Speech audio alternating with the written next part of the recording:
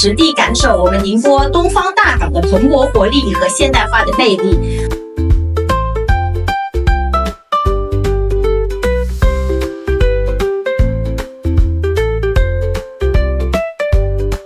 令我深深感受到祖國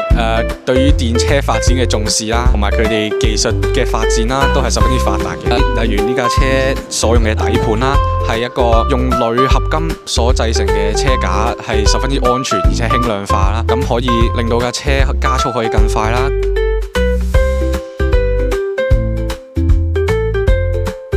我今日參觀咗呢個港口博物館，認識到咧原來中國嘅港口文化係由好耐以前發展到依家啦，係由新石器時代已經有㗎啦，經歷咗唔同朝代嘅發展啦，咁就令到中國進咗經濟啦。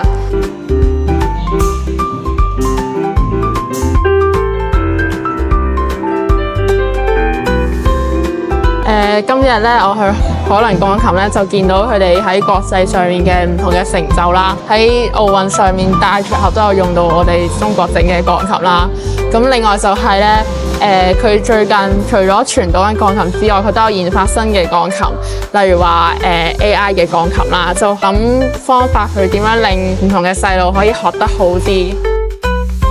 今日我參觀咗呢個永新光學啦，咁咧喺呢度咧，我見識咗好多唔同嘅科技啦，譬如我身邊呢個內窺鏡零件組件，咁咧佢係一個好細嘅鏡頭嚟做呢個微創手術啦，因為傷口越細復原越快啊嘛，咁咧佢就整得好細啦。咁我今日就參觀咗呢個寧波嘅時尚創意中心啦。因為其實呢度就固然之有好多藝術品啦，咁例如可能有畫作啊，跟住有衫啊，跟住甚至係有床，即係棉被之類嗰啲嘢，可以見到其實而家中國嘅藝術真係越嚟越多元化，同埋亦都係包容性越嚟越強啦。咁同埋其實佢每個展廳都係好精心佈置過之外，其實透過呢次嘅參觀，你都可以見識到中國嘅軟實力啦，即係譬如審美呢啲，其實都係越嚟越犀利咯。呢度係江南嘅第一學堂啦，葉程忠係呢度嘅創辦人，佢6歲爸爸去世啦，屋企有5個兄弟姊妹同埋佢媽咪，咁係非常刻苦。佢仲創辦咗呢個牛豆局啦，起咗糧倉啦，喺饑荒嘅時候咧捐咗糧食，係一個好廉潔啦，好令人值得學習嘅一個人嚟嘅。參觀完寧波幫博物館之後呢，我就知道咗寧波幫其實係由一堆寧波嘅商人去組成一個幫會啦。咁佢哋旨在去賺錢去報效國家啦。寧波幫呢，寧波度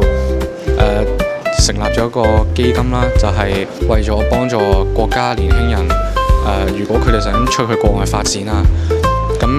佢哋唔夠錢嘅話呢，就可以由呢個基金會提供資金幫助啦。啲年輕人喺國外畢業咗之後呢，佢哋就要翻嚟為國家效力啦。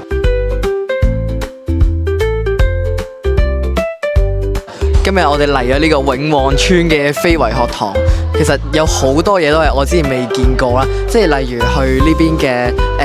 有好多唔同嘅一啲小手工啦，亦都有唔同嘅食品啦，例如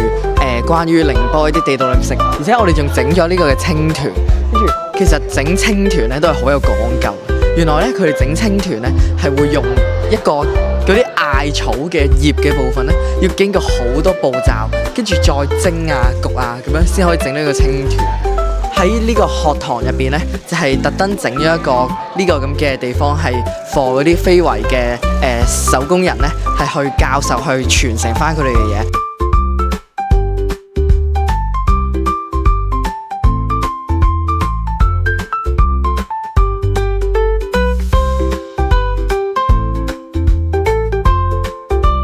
即係幫你體驗到例如設計學院上面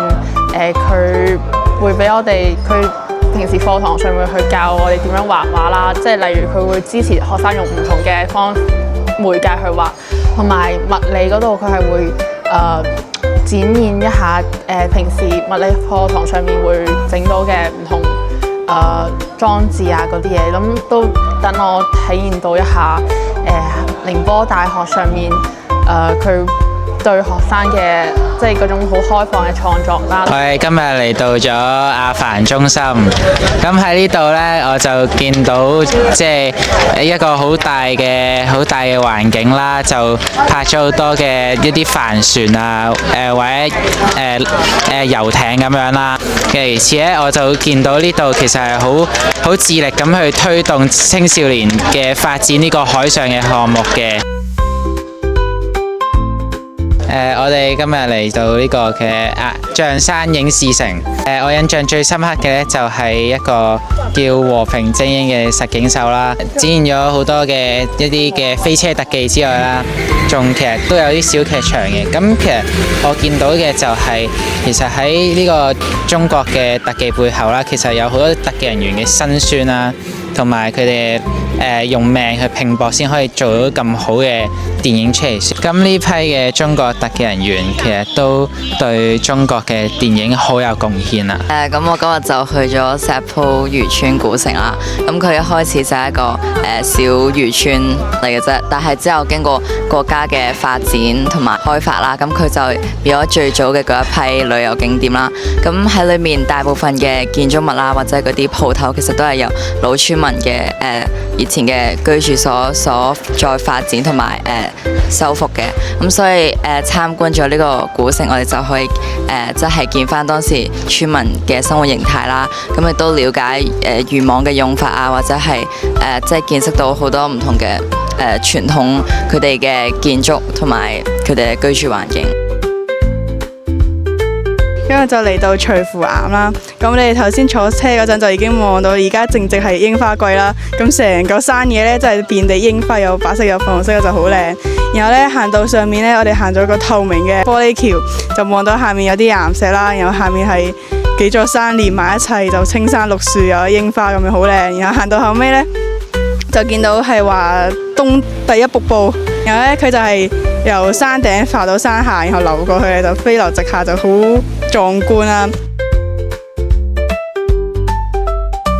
呢度係千丈岩妙高台，顧名思義，妙不可言，高不可攀。呢個海拔400米嘅地方係蔣介石同埋宋美齡最中意嘅避暑之地啦。蔣介石曾經住喺呢度係時間超過甚至佢嘅故居。妙高台有3個妙之處啦，係房子結構，因為採用咗中式合璧，仲有呢個係佢嘅天氣啦，係永遠唔會超過攝氏28度。第3就係呢個地理位置，亦都取自於妙高台個妙字啦，妙不可言。